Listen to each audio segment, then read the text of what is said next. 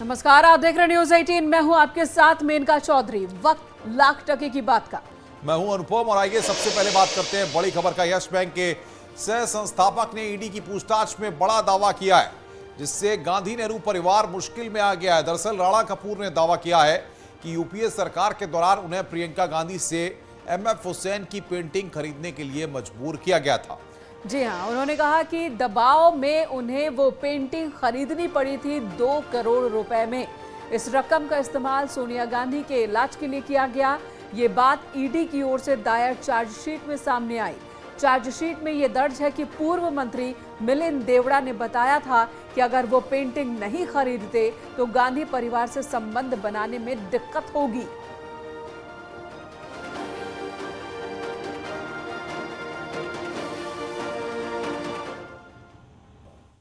कि प्रियंका वाड्रा गांधी दबाव बनवाती हैं पूर्व मंत्रियों से कि राणा कपूर 2 करोड़ रुपए की पेंटिंग खरीदें। इससे यह तात्पर्य निकाला जा सकता है कि जनता की गाड़ी कमाई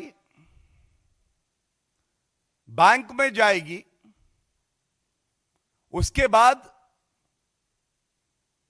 उस गाड़ी कमाई को द प्रोसीड्स ऑफ क्राइम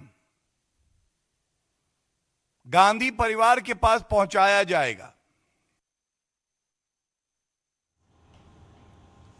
और अब चलिए बात कर लेते हैं उत्तर प्रदेश के मंत्रियों की, जो इन दिनों ग्राउंड पर नजर आ रहे हैं। जी हां, योगी सरकार के मंत्री ग्राउंड पर हैं और कामकाज का निरीक्षण कर रहे हैं, समीक्षा कर रहे हैं, निर्देश दे रहे हैं। कार्य योजना को धरातल पर उतारने और तय समय में पूरा करने के लिए दरअसल सीएम योगी के निर्देशों के बाद ये तस्वीरें सामने आ रही हैं कि मंत्री ऑफिस में न बैठकर धरातल पर जाएं, कामकाज की समीक्षा करें, जनता की समस्याओं को सुने और उसका असर भी अब दिखाई देने लगा है। मंत्री जी ग्राउंड पर हैं, अलग अलग क्षेत्रों में। दूसरे लफ्जों में कहें तो मुख्यमंत्री योगी आदित्यनाथ के निर्देशों का असर दिखने लगा है। राजधानी लखनऊ में विभाग के एसी रूम की जगह फील्ड में दौड़ते नजर आ रहे हैं मंत्री साहब। ये तस्वीरें उसी का सबूत हैं। लगातार अलग अलग क्षेत्रों का दौरा कर चिकित्सा व्यवस्था का जायजा ले रहे उप मुख्यमंत्री ब्रजेश पाठक आज लखनऊ में ही रहे, लेकिन बाराबंकी और महमूदाबाद में सामने आई तस्वीरों को लेकर खासे नाराज दिखाई दिए। हम जहां जहां गए हालत सुनते क्या थी। बाराबंकी के जिला अस्पताल में वाटर कूलर भी बंद था, वाटर हीटर भी बंद था और ताला में बंद था। टोटी एक तार के सहारे बांधी हुई थी और नीचे जहां खड़े होने के लिए इतने इतने बड़े गुम्मे रखे थे। अगर एक पैर बाय द वे चूक जाए तो फिर फ्रैक्चर होगा, आप ही को प्लास्टर बांधना पड़ेगा। ब्रजेश पाठक लगातार स्वास्थ्य सेवाओं को दुरुस्त करने के लिए फील्ड में निकल रहे हैं, तो पीलीभीत पहुंचे गन्ना विकास राज्य मंत्री संजय गंगवार ने अधिकारियों के साथ मीटिंग कर जरूरी दिशा निर्देश जारी किए। मिल करके जो हमने 100 दिन की कार्य योजना जिले स्तर पर बनाई है और जो पिछले विकास कार्य चल रहे हैं उनको और उनमें गति दे करके उनको और स्पीड से करना है। मंत्री संजय गंगवार पीलीभीत पहुंचे तो कारागार मंत्री धर्मवीर प्रजापति भगवान कृष्ण के नगरी मथुरा में मौजूद रहे। उधर 3 मंत्री आज शाहजहांपुर में मौजूद रहे। कैबिनेट मंत्री सुरेश खन्ना, मंत्री जयवीर सिंह और लोक निर्माण मंत्री जितिन प्रसाद शाहजहांपुर पहुंचे। इस बीच मंत्री सोमेंद्र तोमर सहारनपुर के देवबंद में मौजूद रहे, सरकार के कामकाज का निरीक्षण किया। कहा, सरकार संकल्प पत्र में किए गए हर वायदे को पूरा करने के लिए प्रतिबद्ध है। आपने देखा होगा कि 100 दिन की कार्य योजना बनाई गई है। पर्याप्त ऊर्जा है उत्तर प्रदेश के अंदर और ऊर्जा की कमी कहीं उत्तर प्रदेश के अंदर आपको दिखाई देगी। उधर आज मंत्री नरेंद्र कश्यप गाजियाबाद में मौजूद रहे। कुल मिलाकर कहें तो सीएम योगी के निर्देशों के बाद मंत्री धरातल पर पहुंच रहे हैं, कामकाज की समीक्षा कर रहे हैं, व्यवस्था में सुधार की उम्मीद के साथ। Bureau report, news 18। Common civil code यानी आचार संहिता का मुद्दा उत्तराखंड से निकलकर अब उत्तर प्रदेश तक पहुंच गया है। कॉमन सिविल कोड की पक्षधर रही बीजेपी ने एक बार फिर इस मुद्दे को हवा में उछाला है। हालांकि सवाल है कि क्या इस बार कॉमन सिविल कोड पर शुरू हुई चर्चा किसी नतीजे तक पहुंच पाएगी, क्योंकि ये मुद्दा नया नहीं है।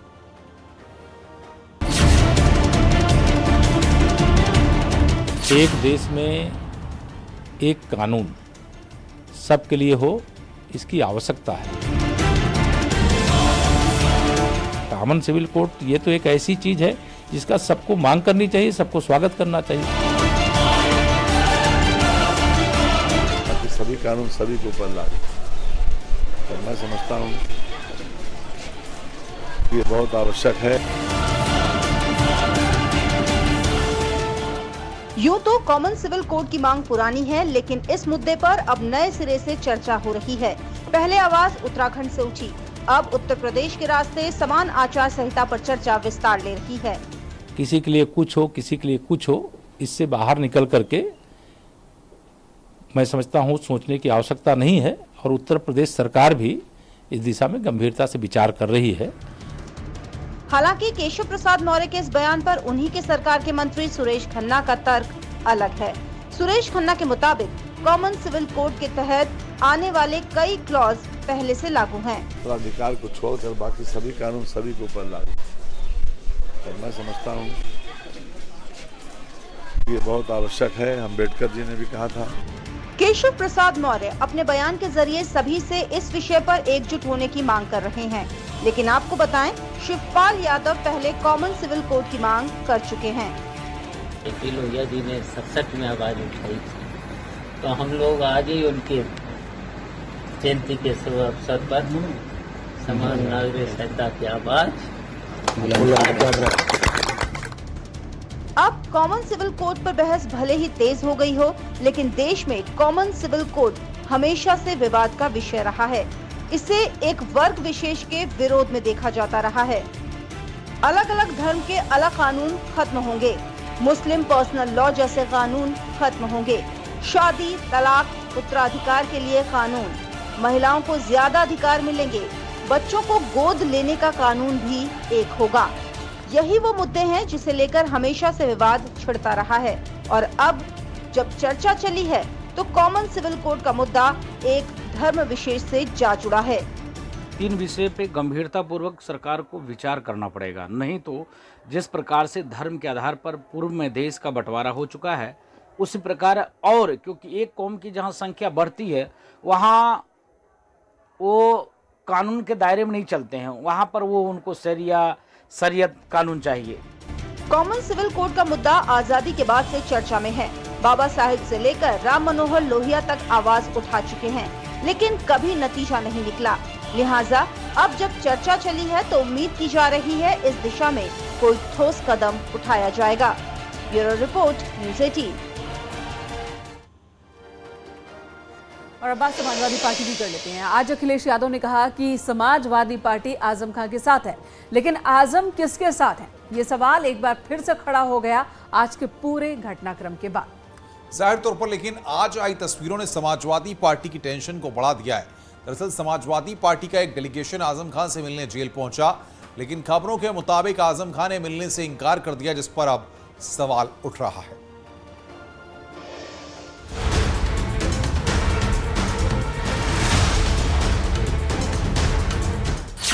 आजम ने बनाई सपा से दूरी, मिलने के लिए मना कर दिया, तो क्या कहेंगे? नहीं, उन्होंने मिलने से कोई, वो अस्वस्थ हैं और वो सो रहे हैं।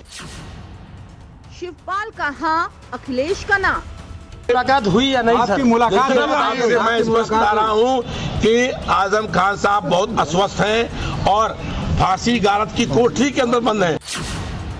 नहीं मिले आजम, सपा में बढ़ी टेंशन।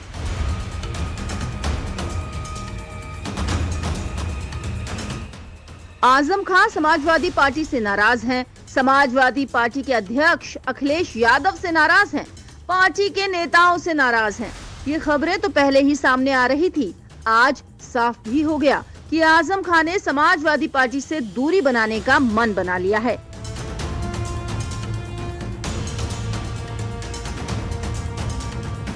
दरअसल खबर है कि सीतापुर जेल में आजम खान से मिलने पहुंचे समाजवादी पार्टी के विधायक रविदास मेहरोत्रा ने मिलने से इनकार कर दिया।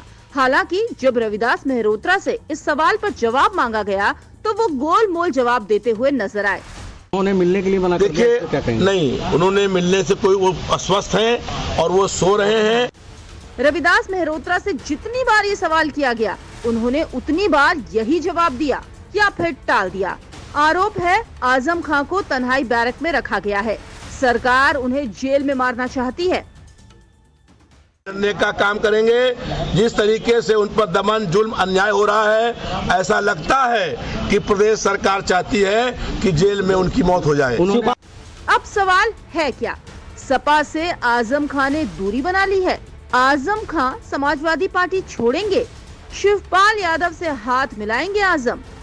ये सवाल इसलिए भी महत्वपूर्ण हो चले हैं क्योंकि 22 अप्रैल को शिवपाल यादव जेल में आजम खां से मिले थे। ये मुलाकात करीब 1.5 घंटे लंबी चली थी, जिसके बाद ही कयास लगाए जा रहे थे कि आजम खां शिवपाल यादव से हाथ मिला सकते हैं, क्योंकि मुलाकात के बाद शिवपाल यादव ने सीधे समाजवादी पार्टी को निशाने पर लिया था। समाजवादी पार्टी आजम भाई की मदद करते या संघर्ष करती दिख नहीं रही है। ये दुर्भाग्य है। अब हम तो साथ हैं ही, आजम भाई के साथ हैं, आजम हमारे साथ हैं, हम उनके साथ हैं। अब आजम खां से मुलाकात न होने पर समाजवादी पार्टी जेल प्रशासन को निशाना बना रही है। उत्तर प्रदेश में चारों तरफ अराजकता का माहौल है। चोरी, डकैती, हत्या, लूट, मार, बलात्कार, अपहरण तेजी से बढ़े हैं। समाजवादी पार्टी के नेताओं पे फर्जी मुकदमे लगाए जा रहे हैं। आज समाजवादी पार्टी के 4 डेलीगेशन गए, एक प्रयागराज, बरेली, शाहजहांपुर और एक डेलीगेशन सीतापुर गया है, जहां पे आदरणीय आजम खान साहब जेल में झूठे मुकदमे में बंद हैं, लेकिन डेलीगेशन बहुत देर तक बाहर बैठा रहा। समाजवादी पार्टी की अंदरूनी कलह को छिपाने के लिए रविदास मल्होत्रा जेल प्रशासन पर झूठे आरोप लगा रहे हैं। आजम खां की नाराजगी के पीछे कई कारण माने जा रहे हैं। पिछले 2 साल में समाजवादी पार्टी आजम के मुद्दे पर खामोश। सपा ने विधानसभा चुनाव में आजम के करीबियों को टिकट नहीं दिया। सीनियर नेता होने के बावजूद नेता प्रतिपक्ष नहीं बनाया। इसके अलावा भी कई वजह हैं। ऐसे में आजम खां की बेरुखी पर समाजवादी पार्टी की बेचैनी समझी जा सकती है। Bureau report, news 18।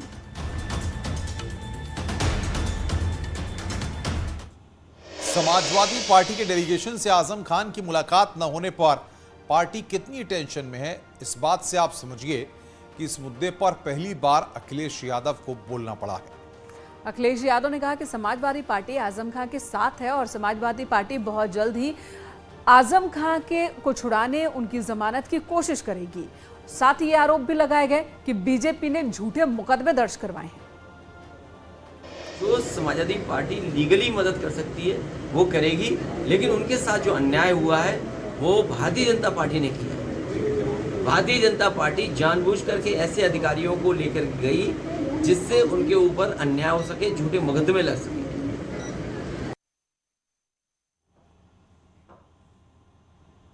और आइए अब देखिए कि अचानक आजम जरूरी क्यों हो गए हैं। ये हम आपको बता रहे हैं जी कि आजम अब जरूरी क्यों हो गए हैं। लगभग 2 साल से जेल में हैं। आजम पर 103 केस दर्ज, जिसमें से 102 केस में इन्हें बेल मिल गई है। एक केस ऐसा है जिसमें अभी बेल मिलना बाकी है और माना यह जा रहा कि बहुत जल्द इस एक केस में भी बेल मिल सकती है। केस में भी बेल मिलना तय माना जा रहा है। ये माना जा रहा है कि उस केस में भी बेल मिलने पर आजम फिर बाहर आ जाएंगे। और ऐसे में आजम के पार्टी छोड़ने पर समाजवादी पार्टी को बहुत बड़ा नुकसान हो सकता है और यही वजह है कि समाजवादी पार्टी से अब नजदीकी दिखाने की कोशिश में, आजम से नजदीकी दिखाने की कोशिश में एसपी के नेता दिख रहे हैं। बड़े मुस्लिम चेहरे हैं और जाहिर तौर पर हालिया वक्त में जिस तरह की नाराजगी देखने को मिली है, ऐसे में कोई भी ये नहीं चाहता कि आजम खान नाराज हो। बिल्कुल, और वो भी तब जब विपक्ष के भी कई नेता, दूसरे दलों के नेता भी पींगे बढ़ाते हुए आजम खान से नजदीक नजर आने की कोशिश में जुटे हैं। इधर उन्नाव में बीजेपी सांसद साक्षी महाराज ने एक ट्वीट किया, बहुत ही भड़काऊ भाषा का इस्तेमाल किया, जिसमें उन्होंने एक फोटो भी शेयर किया है और लिखा है कि अगर अचानक भीड़ आ जाए तो बचने के लिए घर में बोतल और तीर कमान रखें। उन्होंने पोस्ट में यह भी लिखा है कि पुलिस बचाने नहीं आएगी, लोग जिहाद कर चले जाएंगे, बाद में पुलिस डंडा ठोकने आएगी। ये यहां पर साक्षी महाराज के द्वारा पोस्ट किया गया सोशल मीडिया पर, इसको हम आपको दिखा रहे हैं। हालांकि इस ट्वीट की जरूरत क्यों पड़ गई, ये भी अपने आप में सवाल है। बेहद भड़काऊ ये बयान।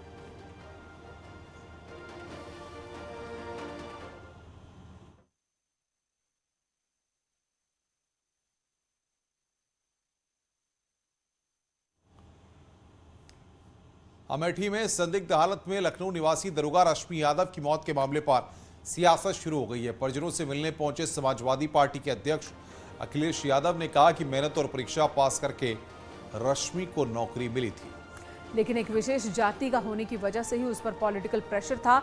रश्मि को किस कारण से आत्महत्या करनी पड़ी, इसकी जांच होनी चाहिए। गोसाईगंज इलाके की रहने वाली महिला दारोगा रश्मि यादव का शव अमेठी में फंदे पर लटका मिला था। वो वहां पर महिला हेल्प डेस्क की प्रभारी थी। रश्मि के पिता ने हत्या के आरोप लगाए हैं।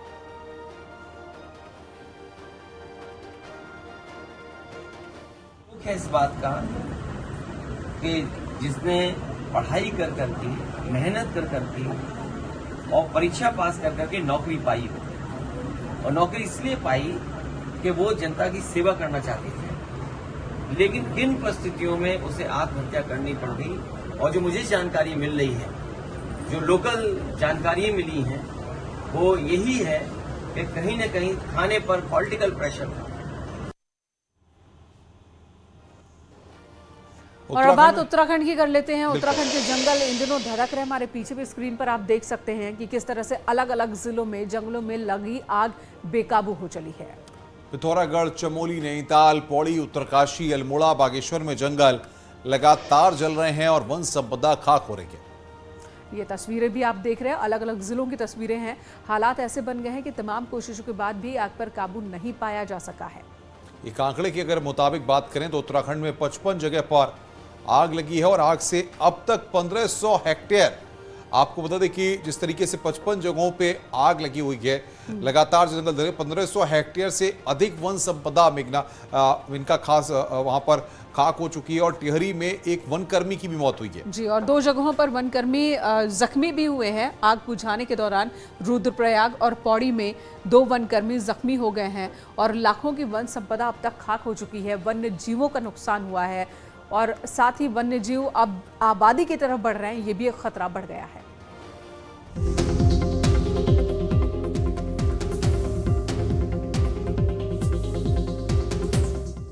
जिस रिकॉर्ड पैमाने पर इस बार कुमाऊं के पहाड़ी इलाकों में जंगल धधक रहे हैं, वैसा शायद ही कभी हुआ हो।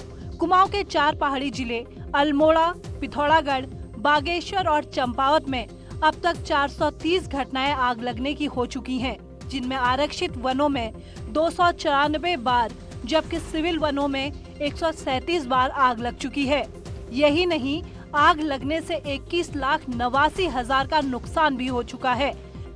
लगातार धधक रही आग भले ही बारिश होने पर कुछ इलाकों में थम रही हो, लेकिन पारा चढ़ने के साथ ही ये फिर विकराल रूप ले लेती है। के अंतर्गत अभी तक 294 घटनाएं आरक्षित वनों में हुई हैं आग की, 136 घटनाएं उसमें वन पंचायत में हुई हैं, सिविल फॉरेस्ट में। इस प्रकार की 430 घटनाएं हुई हैं, जिसमें 768 हेक्टेयर जंगल प्रभावित हुआ है तथा 21,89,000 की आर्थिक क्षति हुई है। जंगलों में धधक रही आग से वन्य जीवों पर भी संकट आ गया है। हालात ये हैं कि जंगली जानवर जिंदगी बचाने के लिए रिहायशी इलाकों की ओर कूच करने को मजबूर हैं। आग की घटनाओं से पर्यावरण को खासा नुकसान हो रहा है, वहीं प्राकृतिक जल स्रोतों को भी इससे खासा नुकसान हो रहा है। अग्नि का प्रभाव प्रकृति पर और मानव पर दोनों पर काफी तीव्र गति से पड़ते जा रहा है। प्रकृति की हम बात करें तो जितने भी हमारे इकोलॉजिकल सिस्टम है, जंगलों में जितने प्राणी जगत है और जितने भी हमारे फ्लोरा एंड फौना है, वो चंद मिनटों में समाप्त हो जाते हैं। धधक रही आग से बेशकीमती वन संपदा तो खाक हो ही रही है, लेकिन सवाल ये है कि हर साल बढ़ रही फॉरेस्ट फायर की घटनाओं को देखते हुए भी वन विभाग अभी तक कोई ठोस प्लान तैयार नहीं कर पा रही है। न्यूज़ 18 के लिए अल्मोड़ा से किशन जोशी के साथ पिथौरागढ़ से विजय वर्धन उप्रेती की रिपोर्ट। खबर संभल से है, जहां पर थ्रेसर से निकली चिंगारी से किसानों की गेहूं की फसल जलकर राख हो गई। मामला गुन्नौर थाना के गांव फरीदपुर का है। थ्रेसिंग करते वक्त गेहूं के भूसे में आग लगी। आग को बुझाने के लिए गांव वालों ने काफी मशक्कत की, लेकिन पूरी फसल धुध कर जल गई।